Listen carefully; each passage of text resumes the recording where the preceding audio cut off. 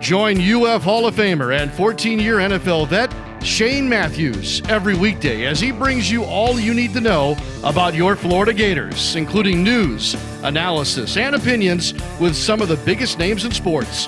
Find us on Spotify, Apple Podcasts, Google Podcasts, or wherever you listen to your favorite podcasts, or watch us live at 8 a.m. on Facebook, YouTube, and Twitter.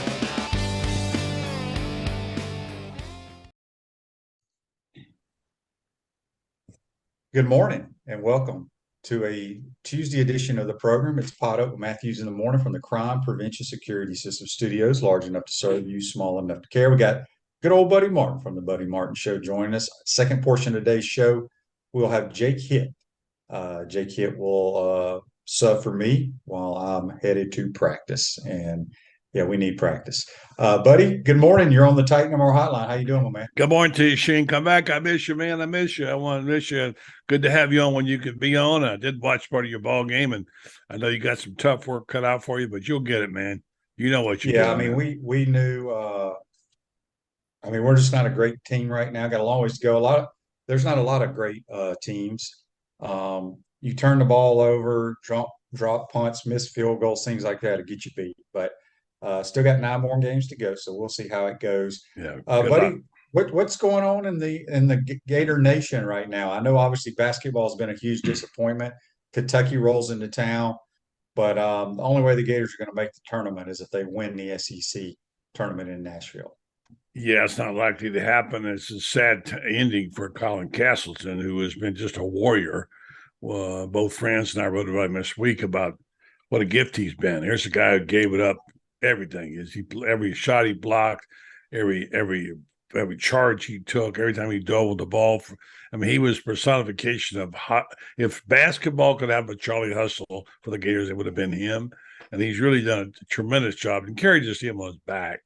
And they obviously are right around 500 now. They got hammered by Arkansas, as we expect they might. The question is whether Todd Golden can pull something out of this to start for next year. But certainly Colin Castleton, that was an unfortunate thing to happen to him, and a great warrior he was. Yeah, and I mentioned it yesterday on my program. That was the first time since 1993 that the Gator swim team has been very dominant, but the first time both the men's and women's win the SEC championship in the same year. Yeah, I mean, I know you probably don't talk swimming, buddy, but that's pretty impressive what Anthony Nesty has done with both teams.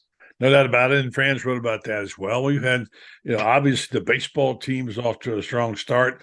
Not a tough opponent in Charlotte, but man, they're running everybody. And so is the softball. So there's a lot of good things going on. But Shane, you get right down to it. We love all that. But the one thing we love is football. And that's what we want to talk about, what we want to know about, what we want to hear about.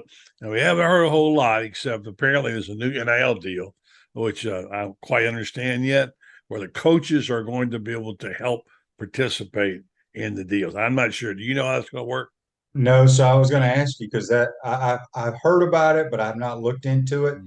So when you say the coaches are going to be able to help out, that means they're going to be able to say, hey, Buddy Martin, give me this $1 million to give to this player. Is that I don't know how far it goes. I don't think it's that far. I'm just guessing, good judgment here, thinking, okay, what's going to happen is that maybe the coaches can steer them toward the more legitimate deals that they know of if they know them, and sort of give advice if they say, Coach, I got this opportunity to do this, so-and-so, so-and-so, and then advise them how it fits in with their college football schedule, I think. But, I'll be honest, Shane, I don't know. Yeah, NIL is I'm not a fan of it, as you know. Yeah, I know you don't. So it's here to stay, but they got to figure it out. Yeah. Back to the Gator baseball. Yeah. They're I think ranked 6th or 7th in America.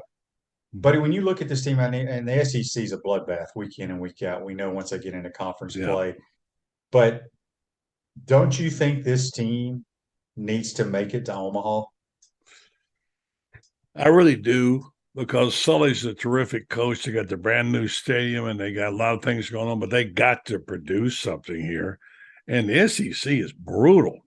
I just read a whole big long story in The Athletic about college baseball writers around the country and coaches and different people. And some of the coaches were involved. They mentioned all these teams, how great they were. There was probably 12, 13, 14 teams mentioned. Florida wasn't even mentioned by them. I don't know why. I'm not sure why, but they got obviously some transfer. The transfer portal has worked well for them. They got a pitcher they're really high on.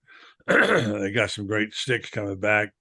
I just have to wait to see how it goes because you don't know till you get in the thick of the SEC schedule how their pitching going to hold up. Should be good, but they got, as you said, they got a lot of high rankings, including a couple of the baseball publications have them third or fourth in the nation. But that's just paper, and I don't know. But it seems like this should be Sully's year, don't you think? Well, you hope so. I mean, I think softball. I mean, they make it to Oklahoma City every year. I think they'll make it. They weren't a very good team last year, and they made it. Tim does a tremendous job with the girls, but I think it's very important for us to at least get to a super regional Yeah. this year.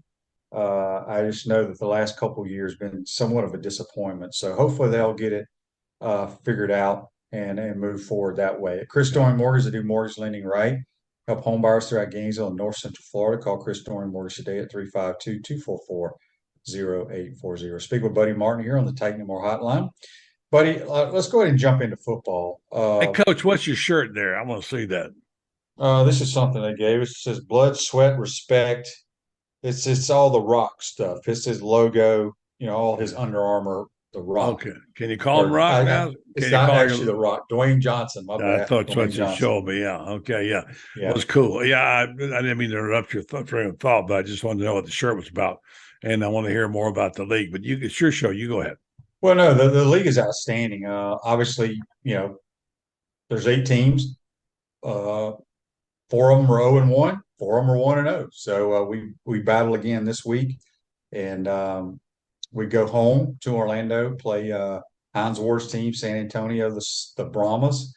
Almost called them the Spurs. We're playing the Brahmas, and we'll see. Should be a pretty good crowd. They've had good crowds everywhere, honestly, and it's been fun. It's been fun so far. So yeah, I kind of think there's some interesting aspects of it, which you don't have to go through on your show now. But one day you can break down the extra points, PATs, 1, 2, and 3. And I noticed they didn't have a lot of success. They were like only made half the extra points the first week or something. Yeah, it's more difficult than you think. You can go for 1 point from the 2-yard line, and you go for 2 points from the 5 and 3 points from the 10. And a lot of people don't realize this, but San Antonio was beating St. Louis 15-3 with less than 2 minutes. I watched it. I watched it, and they lost because they had a 9-point possession, and then got the onside kick, which is you can either do an actual onside kick, or you can say I want to go for a 4th and 15 from your own 35, and they scrambled around and lost contain in the back end and completed it, and so it was a dramatic win for those guys. Wow. And last night the Zucker, his squad lost a heartbreaker as well. Recording in progress. He's the defense coordinator for Seattle, and they lost to Washington. They were favored to win that game. Okay.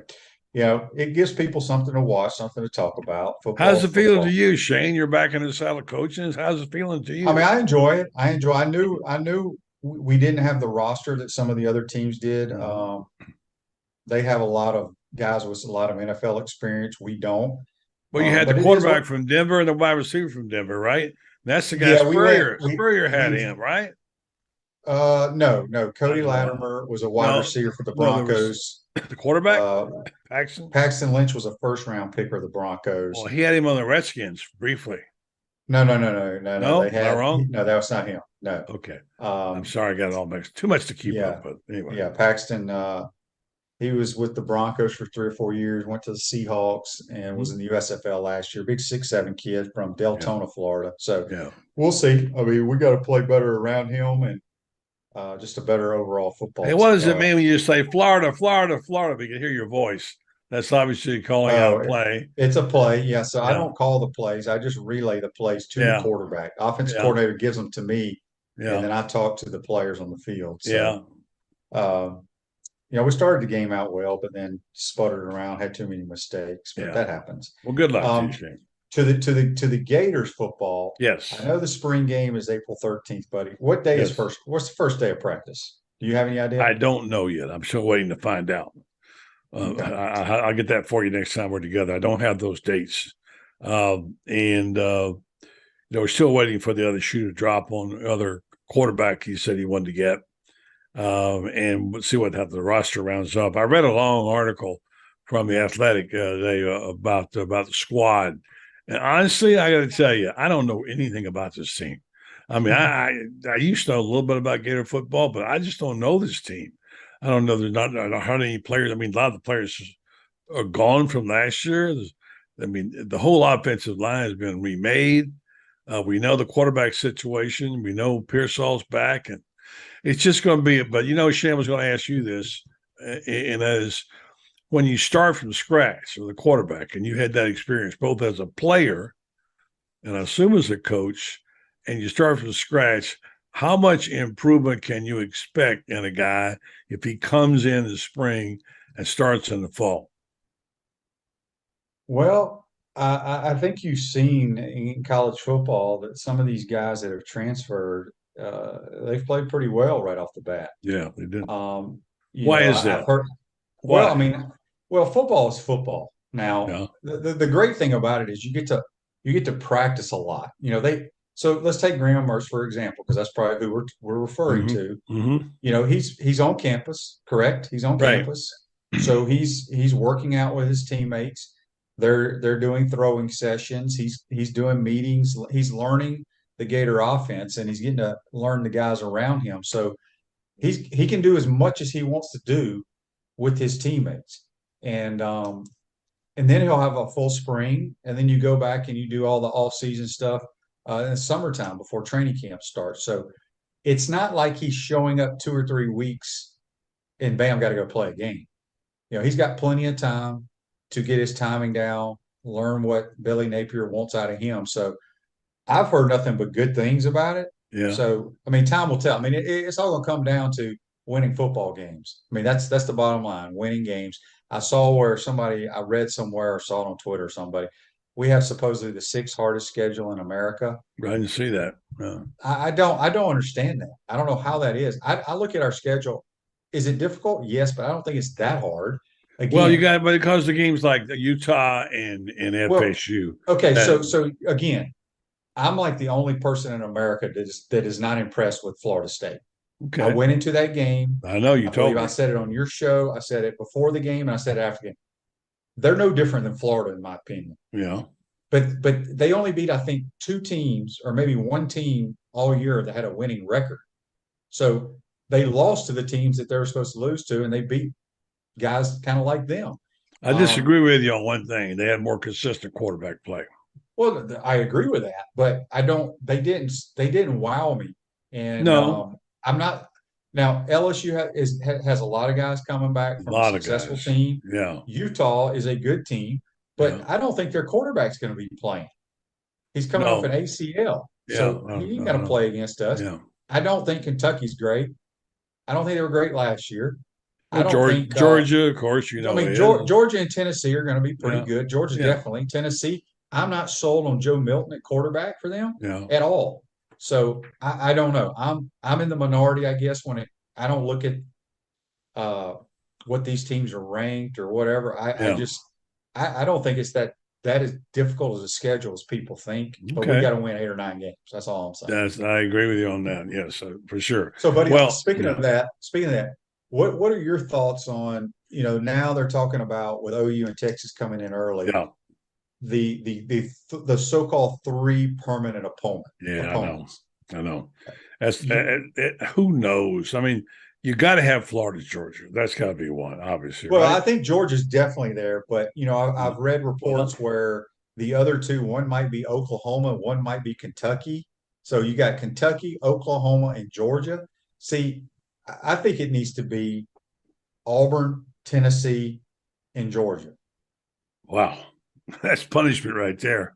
Well, it is. So, I mean, I think the fans would like that. or I would like it too, but I don't know if that's throw Auburn out fair and give us Kentucky or South Carolina. because Auburn's going to get better. I think probably, yeah. And LSU. I mean, look, let's be honest about it. That's might this be the second biggest rivalry on the schedule. Yeah, but that's gone. There's no way LSU is going to be know. one of our That's problems. too bad because I've always liked that series.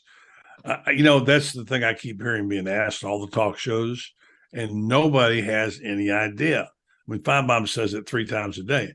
We have no idea what's going to happen. So, who would I like? Yeah, I'd like the 3 that you mentioned. That from the standpoint of watching ball games and playing whatever. I don't know how the damn system works, Shane. Yeah. I mean, I don't know how you decide what, when, whatever. So it's going to be different. The one sad thing that's great for football that the SEC is going to go to 14 teams, and the teams that they're getting are going to be terrific.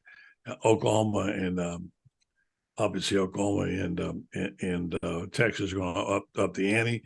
Let's say 14. What is it? 16, right? So anyway, going to go to 16. Yeah, 16 teams.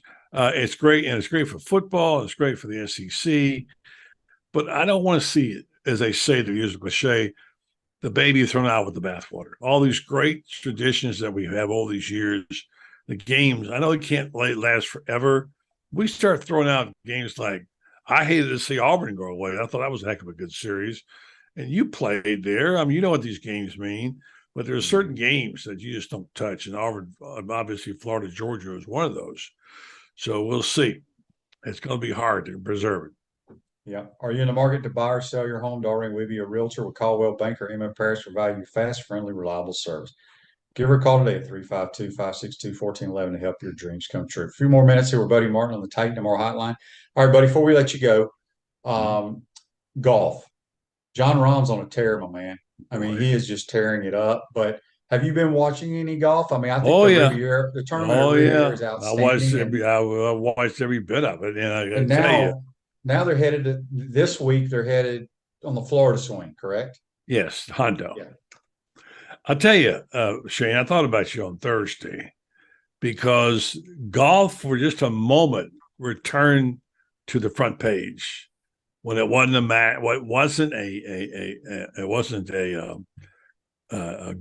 and it wasn't the Open, it wasn't a major. But when they had that final threesome coming down the stretch on Thursday, with Tiger and Rory and JT. No, it was Morikawa. Was it Colin Morikawa? Yeah, Morikawa.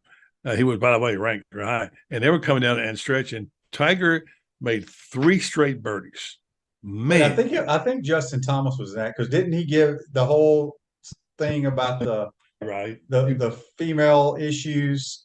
He kind of snuck that in Justin Thomas's. You could have been right. Anyway, the threesome they had playing, they were playing great, and the threesome behind them with Scheffler and that Thursday round was superb. And I watched. They had a long. You don't see Tiger on TV that long. It just so happened the way things fell on Sunday. You saw Tiger almost every hole, and you watched I mean, that was like 8 hours of golf. And I think it was wonderful, and I loved it, but I don't know how everybody else felt about it. I thought it was terrific. Yeah, well, the PGA Tour is in good hands right now, and they're heading to the Florida swing. Should be a lot of fun. Yeah, I just want to say one thing real quick. I know you got to go, but I wanted to say one thing. Brandon Chambly, like him or hate him, whatever you want to say, he made a terrific commentary Sunday before the round started. He's not always been a big Tiger fan. He's a fan, but he really said critical things. He made it a point to say, do you know what this man has given us as a gift? He said the Saudis would have paid him would be paying billions of dollars to come over there and play. He said, no, he's going to stay here and play this event. Even though he says he's going to play 4 majors and the Genesis. That's it. He says he took a sport. He said he took a game, golf, and made it a sport. And he just couldn't have said enough good things about the whole thing. I thought he did a great job on that. So yeah, maybe we don't get to see Tiger much, but boy, it sure was good to see him this weekend. Yeah, no doubt about it. Hopefully he'll play in I don't know if he's going to play in Ponte Vedra at the Players or not. No, you don't think so? He said in the interview at the end, more than likely, the only things I'll play will be this and the four majors. Yeah, but I they just text consider them, that so feel their free to fifth join. major. And, Depends, you know, but it's not a major. I mean, the bottom line is it depends on his body. You know, I mean, Yeah. the guy just. Well, I just that's an easy told course, him I to think, to said, walk. It's feel free to easier join. Do I than the sound other one okay? I because the don't have my. ventilation's not I nearly couldn't as find my bad. cord But, that's got my mic. yeah, I didn't. The way it sounded to me, headphones. Shane, was we're not going to see him except at the majors. Okay. All right, buddy. Well, we're not going to see you till next week, my man. Well, I can talk Well, a it's little always good louder. to see How you, does that Shane. You sound? take care. Yep. Come home soon, will you?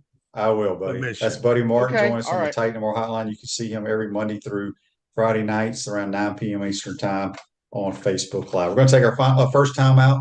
Come back. We'll be joined by Jake All right, Hitt. sounds good. You're watching and listening to Podup with Matthews in the Morning from the Crime Prevention Security System Studios. We'll be right back. We want to take this moment to thank our sponsors who keep the show going and pay the bills. Our premium sponsors are Crime Prevention Security Systems, large enough to serve you, small enough to care. Titan MRI, Gainesville's only locally owned and operated MRI facility. Meldon Law, the only official injury and accident law attorneys of the Florida Gators. Peaceland Dental, Gator Nation's first choice for dentistry in Port Charlotte. Comfort Temp, comfort is our business, peace of mind is our promise. Campus USA Credit Union. QC Kinetics, live pain-free with QC Kinetics. Dave & Buster's, eat, drink, play, and watch. Our gridiron sponsors are Auto ER, UF Bookstores, Celebration Point Town Center, Chris Doring Mortgage, Silverback Concrete Co., Ruse Ogre State Farm Insurance, Doreen Wibby, Realtor Caldwell Banker, MM Parish. Our touchdown sponsors are Adams Ribs, Gator Dominoes, Celebrate Primary Care, Gator Bait Media, Okido America, Style Cuts, Ironwood Golf Course, Big Mills Cheesesteak, McDonald's of Gainesville, 84 Lumber, Tropical Smoothie Cafe, Aver and Smith, Dowling Signs, Baker's Sporting Goods, Silver Cube Billiards and Sports Bar. If you're interested in promoting your business on the show, call Freddie at 352-284-3733.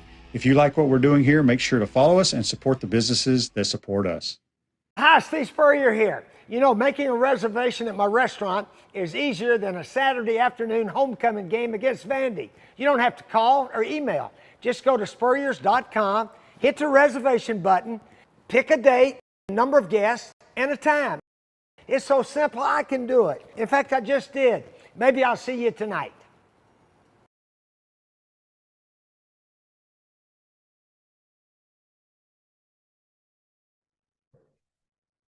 Welcome to Podup with Matthews in the Morning, coming to you live from the Crime Prevention Security System Studios, large enough to serve you, small enough to care.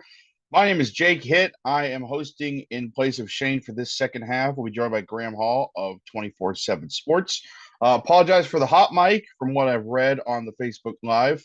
Sometimes live radio or live Facebook Live isn't really all too perfect, but hope everybody's doing well. We'll get Graham on here in a little bit, talk about Florida's upcoming matchup with Kentucky for basketball, maybe a little Gator baseball, because that's where he was last weekend or this past weekend.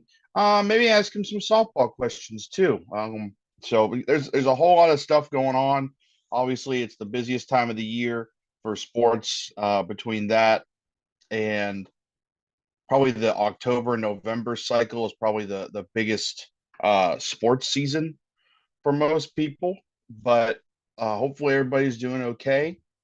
And I think there's one thing that I've had on my mind for the last day, and it's the rule changes for the NCAA for football.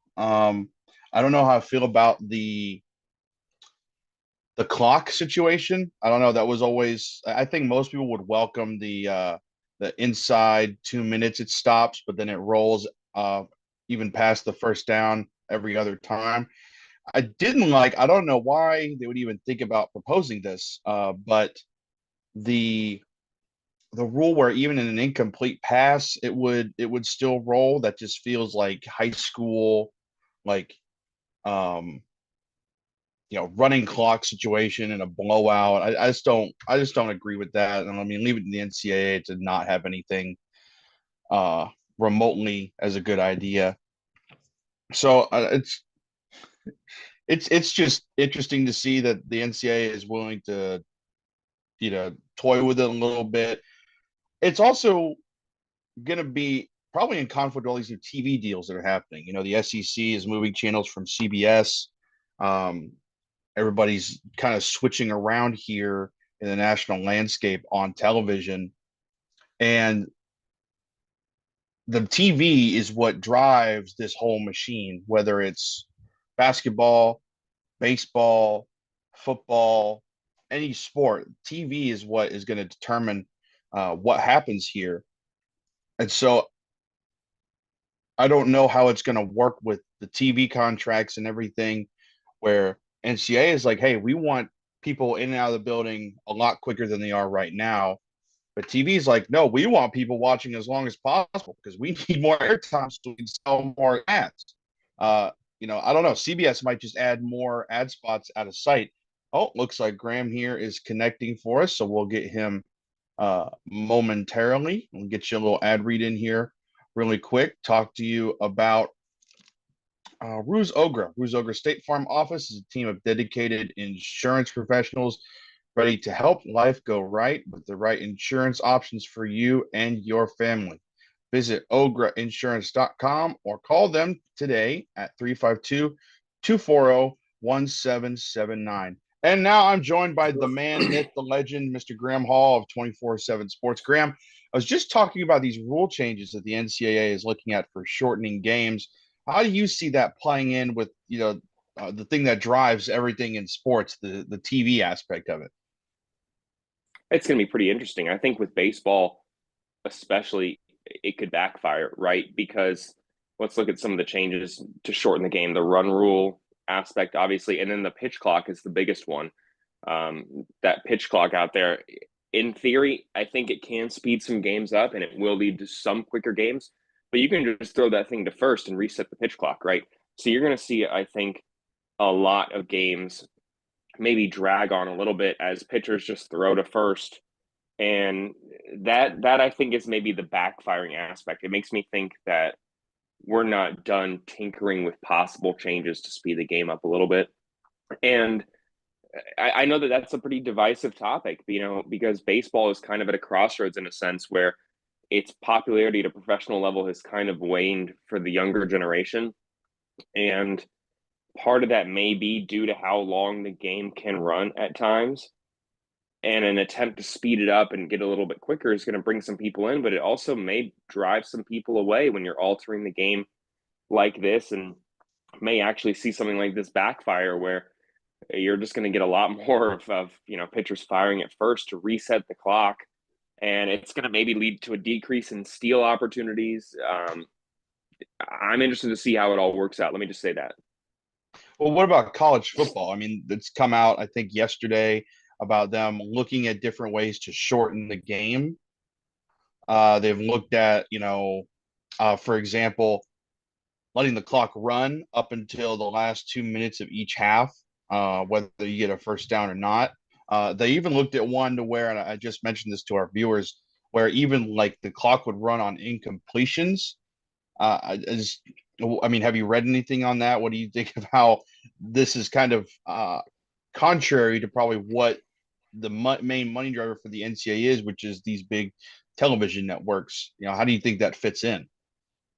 Yeah, I mean, if you're going to end up trying to shorten the game by an hour and run more games, broadcast more games, that'd be the only way that makes sense to me, to fit an extra game or two into that broadcast window. I don't think that makes sense. I would actually be a little bit surprised if some of those changes that you mentioned and we saw out there, that they do come to fruition, because like you said, it's about having long broadcast times, considerable, you know, advertisers, a full 3 hour plus block for that game. I don't think you're going to see that change whatsoever. And you also have seen, I think, at the collegiate level, if a game is moving too quickly, an attempt to sometimes slow that down on the broadcast aspect. I would be a little bit surprised if you saw a running clock, like you said, after first downs for the first three quarters and after incompletions. Some of these coaches that have maybe made their bread and butter or established themselves necessarily on their in-game coaching, that would really, I think, hinder the aspect of how critical coaching is in this game. Absolutely. If the game is moving a little bit quicker and you as a head coach have less time to formulate a plan of attack against a good team, I think that would be a little bit upsetting to me to see that aspect of the game go away right now, because it is one of the things that, with the amount of parity in the game, the coaching is one of the things that really separates and is something that has not changed too much. So if I was to see the in-game rules change a little bit, that would just sadden me. I'll say that. I don't know about you though. According to this article from CBS, they say that the executives have been told that if the clock were allowed to run past the first down, that teams on average would lose about 7 plays.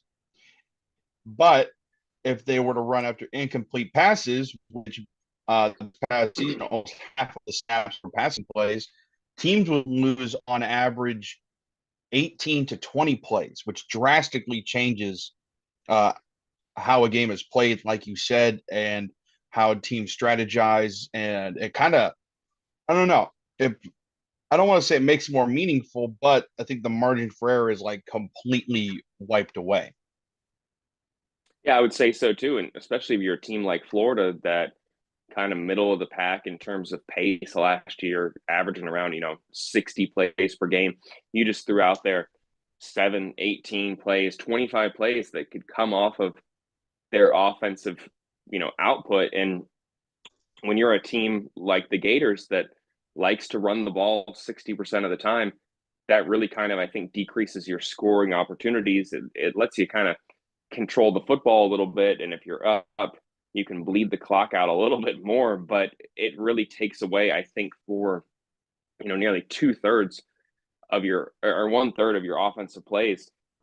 If you were to have those two changes implemented, I think there would be a lot of considerable pushback on those changes. It really kind of speaks to me too much too soon. I mean, you have NIL, transfer portal, the one-time free transfer rule, the immediate transfer exception, the coaching carousel is going at 70 miles per hour. I mean, if you're going to alter the game right now, change the kickoffs, change the pace of, play, whatever you want to do, I just think that that's a little bit too much too soon. There are already so many people that you've pushed away and maybe even alienated with some of the changes to the amateurism of the sport right now. If you were to make these grand changes to the game, I think that could really put you at risk of losing even more people that already are starting to be on the fence about the quality of product that is provided at the collegiate level. And so I would like to see increased opportunities for last second plays. I mean, think of all the Florida comebacks in recent years that were only possible because of, stopping the clock, getting downfield. Florida never rallies from 27-13 down to beat, Tennessee with Will Grier and Antonio Callaway, if that's the case. And Felipe Franks never throws that, the heave to Cleveland to beat Tennessee on the final second. You're talking about so many games being altered if incompletions are going to have the clock continue to run. I hope that it does not happen. I'll say that, Jake. Hey, I think people hope a lot of things don't happen. That's probably one of those. Cliff says he doesn't mind the first down rule, the clock running after those, because I mean the NFL does the same exact thing. But Graham, I brought you on here today not to talk about possible rule changes that might not even happen. Can you get your thoughts on their basketball? They're playing Kentucky, I believe, on the 22nd. That's tomorrow.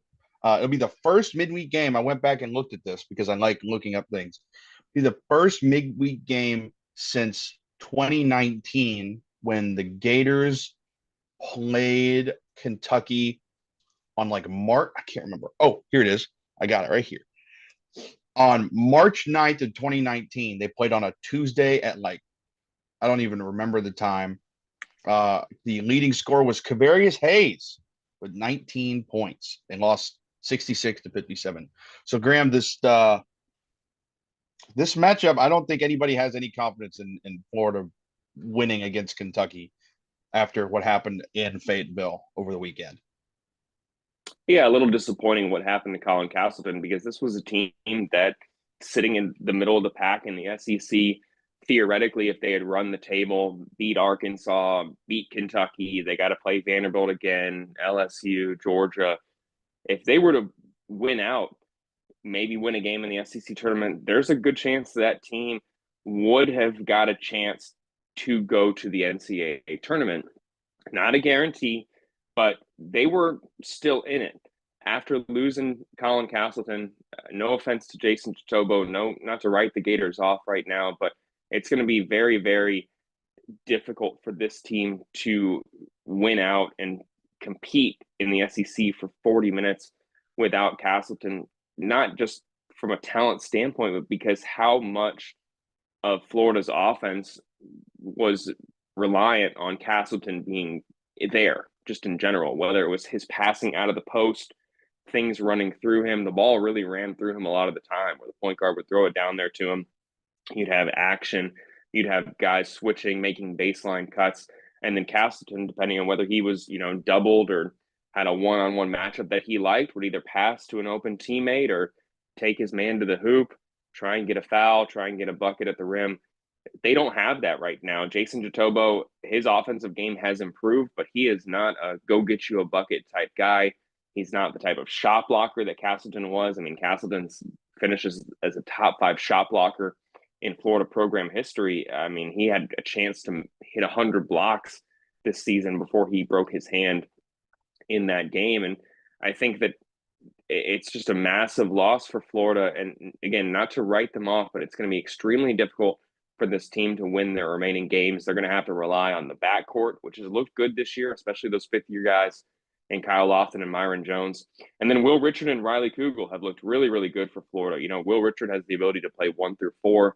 He's kind of doing what Keontae Johnson did a few years ago, which is playing that 4 spot at 6'5", not unusual at the college basketball level, but more of a guy who is going to be on the wing if he makes it to the NBA. He's shot really, really well for the Gators this season, 42% from 3 for him. And then Riley Kugel has posted 4 consecutive games of double digits, 17 points again for the freshman. Looks really, really good as a freshman. I think there's a chance that he heads to the NBA draft as well. If the Gators are going to make the tournament, though, they're going to need to rely on their guards and those 2 guys, and Kugel and Richard, along with getting some quality minutes from Fudge, maybe even from Alex Schmizik, who had, 2 3-pointers. Give him some credit.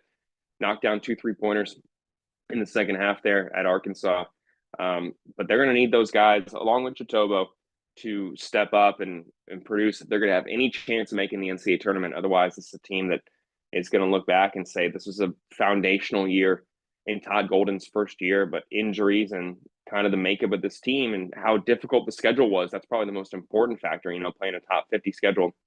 But all those factors came together and kept Florida out of the NCAA tournament for the second consecutive year. And I know that'll make Todd Golden hungry moving forward. But if they're going to prove me wrong and make the tournament, they got their work cut out for them here moving ahead, starting with tomorrow against Kentucky, Jake.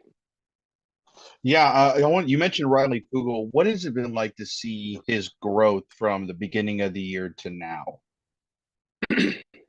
Yeah, I think that's a guy who got here late, first off. I mean, he missed some of the offseason conditioning program, which is so critical for a freshman.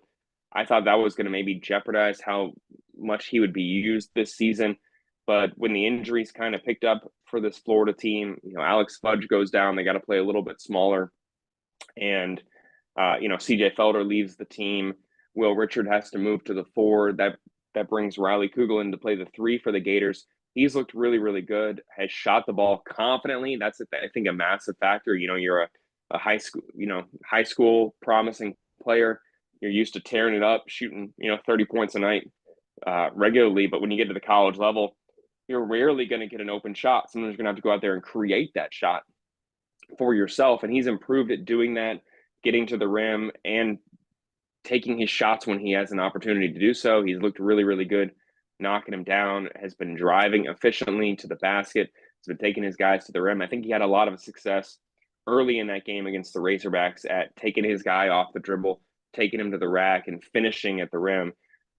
Very impressive for him to do that as a freshman. There's also kind of this stereotype, in a sense, a little bit of a cliche, whatever you want to call it, that players who come in from the high school level are going to struggle in January and February, specifically when it comes to the conditioning aspect of the game. They're going to hit what's called the freshman wall, where they're getting really tired, and the practices midweek are going to be really tough for them to go off of, and playing 30 minutes a night is really, really tough for a lot of freshmen. For Riley Kugel to do that and really not have, it doesn't look like any issues with the conditioning, that's very impressive as a freshman. And I say this time and time again, I see some people out there say, well, high impact freshmen come through here all the time. Bradley Beal, Kentucky does it all the time. You name it. I hear that all the time. Why is it more notable right now than ever before? Here's why. You're still in the post-COVID era where an abundance of players, no one else has ever had more eligibility right now than this era of basketball. So when a 19-year-old comes in, or in the case of Gigi Jackson at South Carolina, a guy who's 17 going on 18, when they come in and they play at a high level against players who were 6 years older than them, that's really impressive to me. That's 12-year-olds versus 18-year-olds in a sense.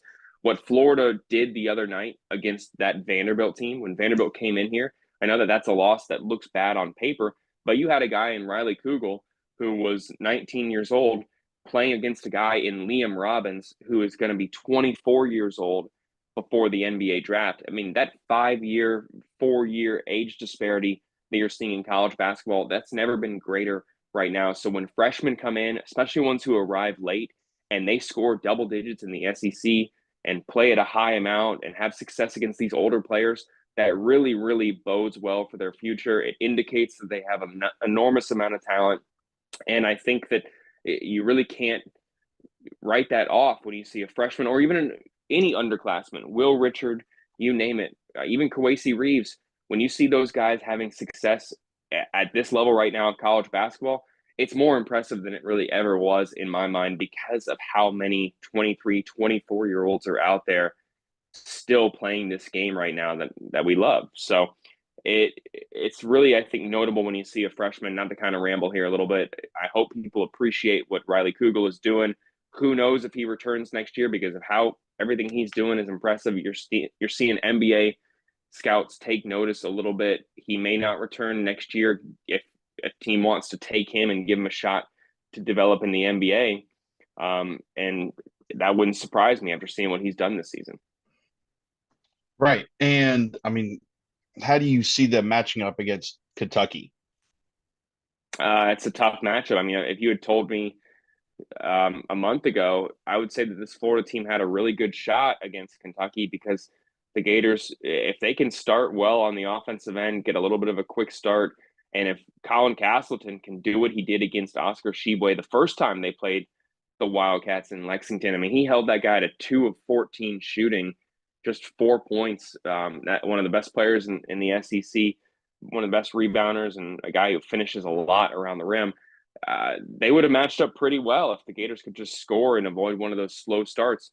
Unfortunately, right now, this is, I think, a game where you're going to see the Wildcats eat in the low post. They got quality guards. They have, I think, just the ability to get to the rim. If Jatobo can defend without fouling, that'll bode really, really well. And the Gators are going to need something from Alex Fudge on the defensive end. I thought he looked good the other night on the offensive end, and he's looked good at rejecting shots, but they're going to need him to provide a little bit of, physicality in the low post and affect some shots for the Gators to have a chance against the Wildcats tomorrow. Without Castleton, it's a very, very tough matchup there in the low post against Tshiebwe. I unfortunately see the Wildcats getting a double-digit victory. But if Florida can shoot well from three and get some scoring in the low post, if Chitobo can be a factor, if Alex Fudge and Will Richard can be a factor down there, the Gators could have a chance. They have a really good half-court defense, but it's going to take a complete performance to give you an opportunity to beat John Calipari and this Kentucky team tomorrow night. Right. So probably not, you're not expecting it to be particularly close. I do want to tell people about Comfort Temp. At Comfort Temp, comfort is our business. Peace of mind is our promise. Beat the summer heat later this year. Schedule your air conditioners tune up today. Keeping you chill and the Florida heat far away. Comfort Temp Heating and Air. Call us today at 352-376 2366. And with that brings our This Day in Sports segment. So we speak about how Kentucky and Florida might not be the closest of matchups, but on this day in 2016, the 58th Daytona 500, considering it was the other day, Denny Hamlin won the closest finish in race history. He beat Martin Truex Jr. by 1/100th of a second. Think about that. Wow, that's crazy. So I've never watched the Daytona 500, but I saw all the tweets over the weekend. I heard what kind of a finish it was. It's an exciting thing. Absolutely. I've had a chance to cover a few races as a reporter. Fun stuff. Good for Hamlin. Yeah, shout out to Ricky Stenhouse Jr. for winning this year's Daytona 500. So, Graham, I believe you were also out at Condren Family Ballpark this weekend, right? For a little bit, yes, I was, with basketball going on and some of the parking. Oh man, shout out to Florida fans. They made it impossible to park there between baseball and softball going on this weekend. It was quite a busy event on campus for those two games going on. I was out there on Friday night for that game against Charleston Southern. Wasn't able to make it on Saturday or Sunday for baseball, but I was following and watching from home. What a route, what an opening performance for the Gators. Anyone who thought that they would really struggle coming out of the gate, I think got a pleasant surprise. But, Kevin O'Sullivan's been very confident in this team. They have two guys in Brandon Sproat and Hurston Waldrop who would be a Friday night starter for any team in the nation. They got really, really promising Sunday pitching. Jack Caglione looked really good on Sunday. And then, a guy many people expected could be that Sunday guy. Who knows what his role is going to be moving forward. But right now, Brandon Neely, after the season he had last year, could be Florida's closer. He could be used in that ninth inning role along with Purnell, just giving Florida some options there. So I think Florida has a wealth of talent there. You see, speaking of freshmen, a little bit easier maybe to do right now, still come in as a freshman and make an impact in college baseball. I think that you saw maybe the next promising freshman for the Gators this weekend in Cade Kurland, who actually was a 2024 prospect and reclassified to get here on campus early, just turned 18 years old. He's going to be in Florida's lineup, I think, moving forward. Looked really, really good in spring. Expect to hear him a lot. I mean, a guy who I love when coaches say this line, he should be at his high school prom. That's true with Cade Kurland. So the fact that he's making an impact for a team ranked top 10 in the nation in college baseball when he technically should be thinking about graduating high school, I think that's pretty dang cool. And he's really going to be, I think, a huge piece of this team moving forward. So really impressive opening weekend for baseball and for softball. What an absolute just rout by the softball team. Tim Moulton always has that team ready to compete. They're actually heading out pretty soon here to Palm Springs, California. They'll take on the reigning national champion during that stretch in UCLA. So a really tough test early in the season for the Gators against the defending national champion. Obviously, baseball playing a midweek series, a home and home this week at USF, going down to Tampa tonight to play the Bulls and then hosting the Bulls here in Gainesville tomorrow night. So a chance for those teams to stay undefeated, pick up a couple more wins, and look hopefully impressive in the process while doing it. Yeah, the annual trip out to California for softball, always a good way to test their mettle because they always play quality teams. Obviously, you mentioned UCLA. They'll also be playing Cal State Fullerton and Oregon, who's a good team year in and year out. But yeah, they're on an absolute roll right now. I can't speak to the level of competition they've been playing, but they have been really just dominating teams and doing really well. The thing with this domination from the Florida baseball team is how important is it to not get caught up in the results of one series? Yeah, I mean, I think that if you've been playing this game and following this game, especially as long as most people have yourself, especially Jake, you know how you could just have a bad any day of the week. you have a bad midweek game against a team you should beat. You could start off incredibly hot. I mean, let me point to one team out there that really bothered Florida fans for the first 2 months of the season last year. Tennessee. Tennessee started 31-1 last year. They dropped their first game of the season this year. They lost, I think, to Grand Valley Canyon. Grand Canyon. Grand Canyon University, and then they lost to Arizona the next day. So they're 0-2. See, or they so were 0-2. They started 0-2 after winning 31 of their first 32 games.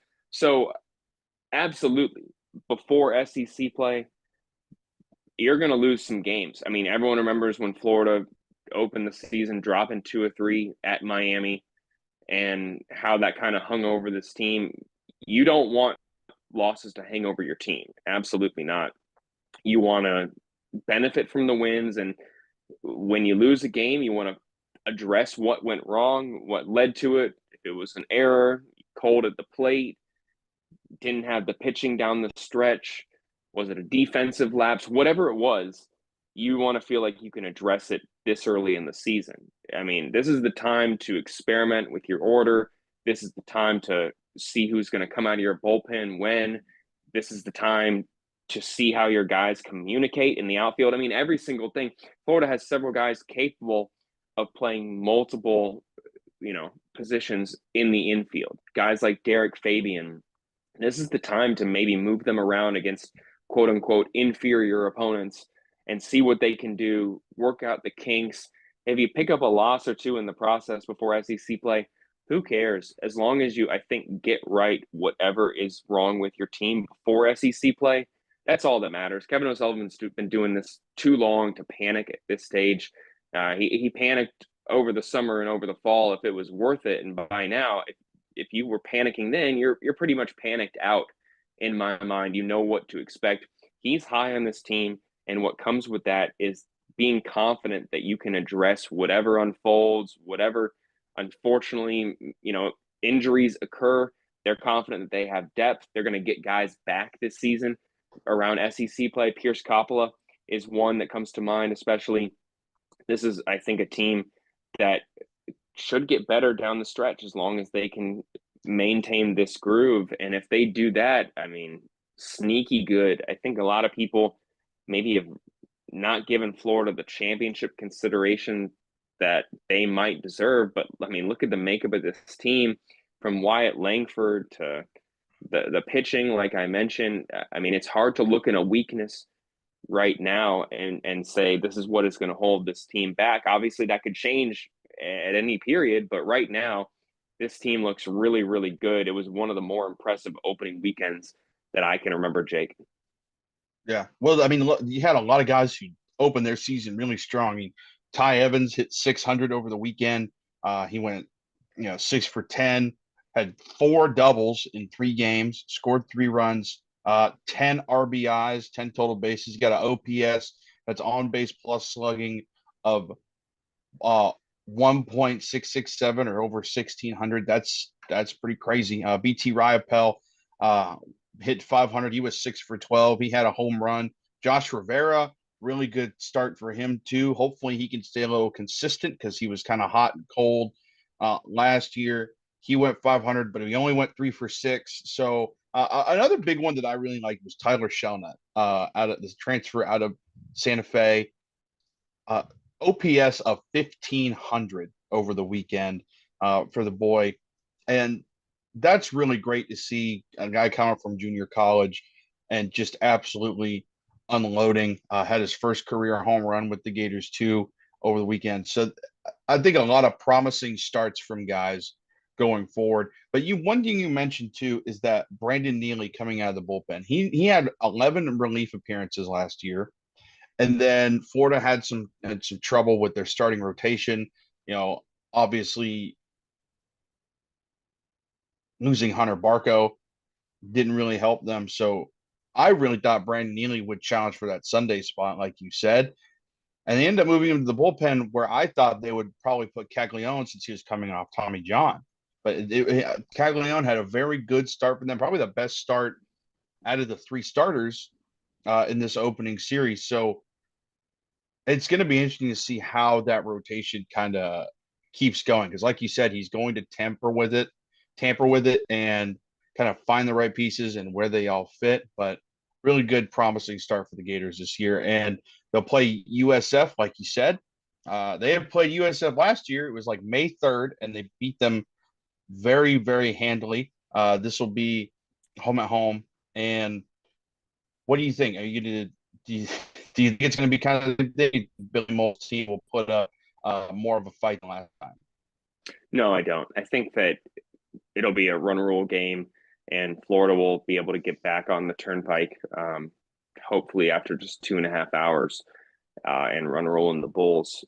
Love that change, I got to say, for games like this. I don't think they will put up much of a fight. If they do, kudos to them. Absolutely. Would be big for them to win at home there in Tampa. But Gators would get another shot at home on Wednesday against them. So it should be an interesting midweek series. Absolutely. So that'll be it for our show. Like thank Graham for helping us out today. Like thank our producer Jared for running all the ones and twos for us behind the scenes. Hopefully everyone has a great day, and that's the show. See you later.